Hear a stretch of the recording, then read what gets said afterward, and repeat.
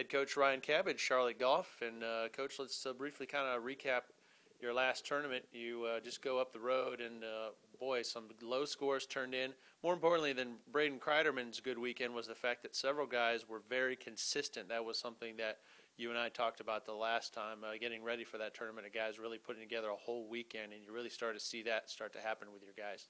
We did, and that's something that we talked about before we went over to Duke, and something that was important for this team to kind of take that next step is being more consistent. And obviously what Braden did up there was remarkable, and couldn't be more proud of Braden and happier with him for the way that he played there. Franco Castro got a top 10 there and played very well.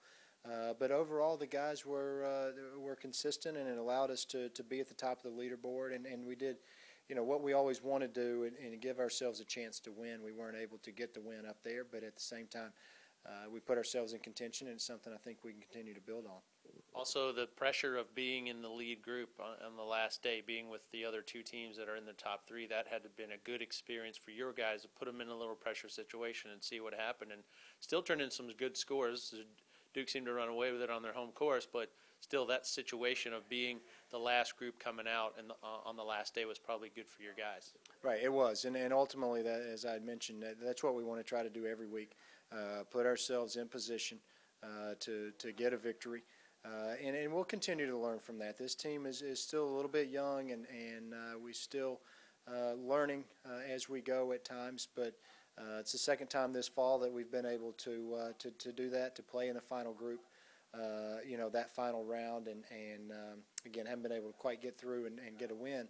But at the same time, we're learning from those experiences, and it's eventually going to help us down the road. Okay, last thing in Rewind, you've got a couple of thirds and a fourth, so some pretty good tournaments turned in so far. Can you kind of give us your yardstick measurement of where you guys are here with one last fall tournament to go? Yeah, I feel like we're in a pretty good spot. We have done some good things these last three events, and the first event of the fall we struggled a little bit, but I think we're making progress and moving certainly in the right direction, and looking forward to getting out to the West Coast and again, putting ourselves in contention and see if we can get a win out there. All right, speaking of that, Pacific Invitational, Stockton, California. Before we get into how scheduling works for you guys, just your assessment of this course. This team has had success out on the West Coast, especially in this tournament in years past, and just kind of where you think you guys are lining up here for next Monday's first round.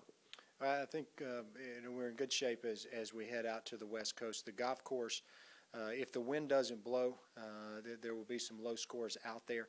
A couple of school records here at Charlotte, both individual and as a team scoring records, were set on this golf course. So if the wind doesn't blow, it provides a lot of opportunities to make a lot of birdies. We've talked to our guys about that, and position on this golf course will be important. But I feel like we're in good shape. We've got a couple more days of work to do before we head out to California on Saturday.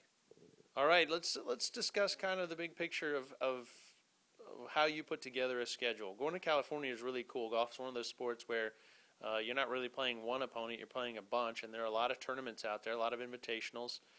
What goes into your thought process of figuring out which places to go play, what tournament fields you want to mix it up with? You're going to a whole bunch of different places this year. That's a great recruiting tool, I'm sure. See the country, but what goes into your thought process of putting this schedule together? Yeah, ultimately our main objective is to play great golf courses against great competition in different parts of the country. And as we've talked before, ultimately we're building to May and June with the NCAA regionals and the NCAA championship. And we just try to put our guys in a position to experience different areas of the country, different types of grasses and different golf courses. This year, with the schedule that we have set up with our 10 regular season events, and then with where we know that our conference championship will be played down in Coral Springs, Florida, we'll see 9 different states in those 11 events. And it's something that we try to do with the guys with no guarantee on where the NCAA regional will be. We try to let them gain that experience so that if we're sent to a regional in Florida or in Texas or in California, our guys or as prepared for that as they could possibly be, and ultimately hope that'll help us, when we get to an NCAA regional. And we're fortunate to have the resources provided to be able to do that, and our guys enjoy the travel. We enjoy seeing different parts of the country and playing on those different types of golf courses.